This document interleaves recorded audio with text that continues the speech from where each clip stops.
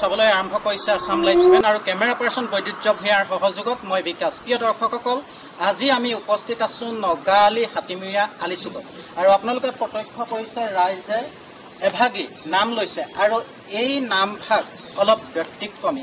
প্ৰিয় দৰ্শকসকল, দীৰ্ঘদিন ধৰি ধাৰাবাহিকভাৱে সঘনাই এই চাৰিঙীয়া পুখুৰী কেঁকুৰিটোৰ পৰা এই নগাআলি এই আলিচুকলৈকে বিভিন্ন ধৰণৰ দুৰ্ঘটনা সংঘটিত হৈ আহিছে। ধাৰাবাহিকভাৱে হৈছে আৰু সঘনাই হৈছে। হোৱা এই যিখিনি দুৰ্ঘটনা, এইসমূহে ৰাইজৰ মাজত শংকা সন্দেহ সংশয়ৰ সৃষ্টি কৰিছে। কোনো অদৃশ্যজনৰ ইচ্ছাত, কোনো অশৰীৰীৰ ইচ্ছাত এই দুৰ্ঘটনাসমূহ সংঘটিত হৈছে নেকি, য'ত প্ৰাণহানিৰ দৰে ঘটনাও হৈছে, যাৰ বাবে আজি ৰাইজে একগোট হৈ অদৃশ্যজনৰ উদ্দেশ্যৰে, অশৰীৰীৰ উদ্দেশ্যৰে, পৰমেশ্বৰৰ উদ্দেশ্যৰে এভাগ নাম প্ৰসংগ কৰিছে, যাতে যদি কিবা সেই অদৃশ্যজনৰ ইচ্ছাত এই দুৰ্ঘটনাবোৰ সংঘটিত হৈছে, এইবোৰ নিৰ্বাপিত হওক আৰু এক সুচল, এক শংকাহীন যাতায়ত ৰাইজে লাভ কৰক। আমি আপোনালোকক দেখুৱাম সমগ্ৰ পৰিৱেশ আৰু আমি ইয়াৰ উদ্যোক্তাসকলৰ, তেখেতসকলৰ যি উদ্দেশ্য, এই উদ্দেশ্যখিনি জানিবলৈ চেষ্টা কৰিম। প্ৰিয় দৰ্শকসকল, বহুজনে এই যাত্ৰাপথৰ বহুজন পথিকে ক'ব বিচাৰে যে আমি ৰাস্তাত যোৱা যেনেই লাগে, কিন্তু যেতিয়া পথাৰত গৈ আমি সোমাওঁ তেতিয়া ভাবোঁ যে কি হ'ল। আমাৰ ইচ্ছাৰে, আমাৰ স্বজ্ঞানেৰে আমি পথত গৈ থকা যেনেই লাগে, কিন্তু যেতিয়া গৈ আমি পথাৰত পৰোঁগে তেতিয়া আমাৰ সম্বিত ঘূৰি আহে যে কি হ'ল। এনেধৰণৰ যিবোৰ আলোচনা, এনেধৰণৰ যিবোৰ বাৰ্তালাপ, এই বাৰ্তালাপবোৰে কিন্তু এই অঞ্চলবাসীৰ মন মগজুত এক বিশেষ প্ৰভাৱ পেলাইছে। কিন্তু যাৰ কোনো বাস্তৱতা নাই, যাৰ কোনো সত্যতা নাই, তথাপিতো ৰাইজে এভাগ নাম প্ৰসংগ কৰিছে, ভক্তি প্ৰদৰ্শন কৰিছে।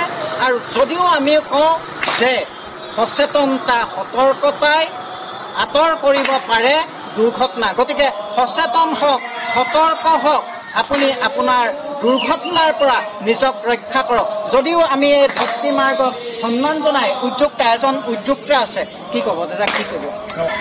আমি আজি কেইবছৰমানৰ আগৰ পৰাই ইয়াত দুৰ্ঘটনাবিলাক ঘটি আছে আৰু বহুত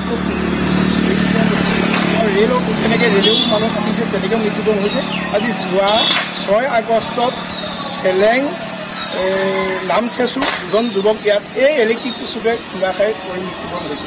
আমি সেইকাৰণে নেদেখাজনৰ ওচৰত আজি নামেই চেষ্টা কৰি গৈছোঁ কাৰণে আমি নাম পাতি এই অপায়মংগলবিলাক দূৰ কৰিবৰ কাৰণে ভৱিষ্যতে যাতে এনেকুৱাবিলাক আমি নেদেখোঁ আৰু নুশুনো। আৰু এই নামৰ যোগেদি আজিয়ে পাতিটো আজিয়ে শেষ কৰি তেওঁলোকক নিজৰ স্থানত গমন কৰিবৰ কাৰণে আমি প্ৰাৰ্থনা কৰিছোঁ ভগৱন্তৰ ওচৰত, যাতে ইয়াত অপায়মংগলখিনি দূৰ হওক আৰু আমি শান্তি ইয়াত আহ যাহ কৰিব পাৰোঁ। যদি কিবা অশৰীৰীৰো এই গছজোপাত যদি আছে, এই গছজোপা কিমান পুৰণি? গছজোপা বহুত পুৰণি, মই জন্ম নোহোৱা আজিয়ে মোৰ 60 বছৰ আগতে এই গছজোপা বহুত আগত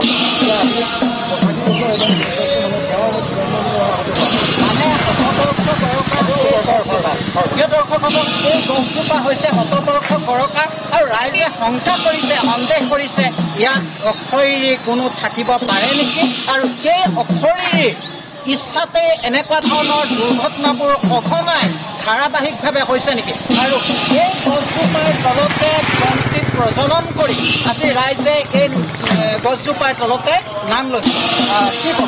কি ক'ব এই গছজোপাৰ সন্দৰ্ভত? তেনেকুৱা নাছিলে।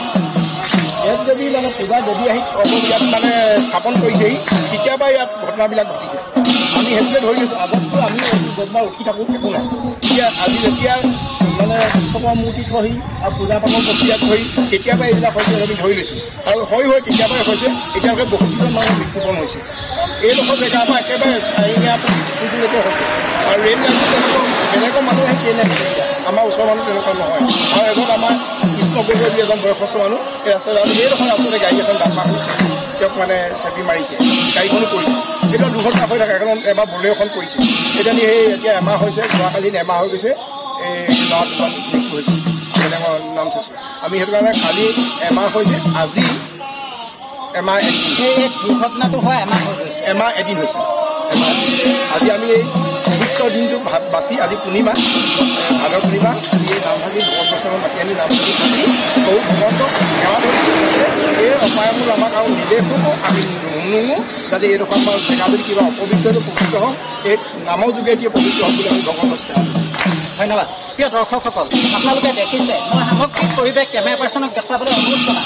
এনেধৰণেই বিভিন্ন ঠাই বিভিন্ন অঞ্চলৰ বিভিন্নজন ভকত বৈষ্ণৱ ইয়াত সমবেত হৈ তেখেতসকলে নাম প্ৰসংগ কৰিছে, ঈশ্বৰৰ উদ্দেশ্যে তেখেতসকলৰ ভক্তি নিবৰাইছে আৰু আপোনালোকে দেখিছে যে এই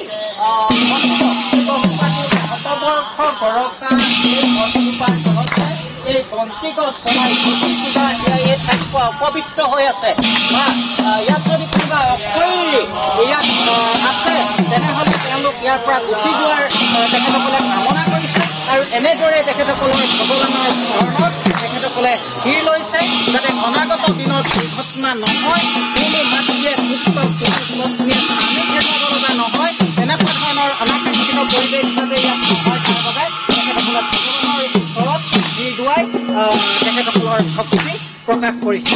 সাৰ্থকক আছাম।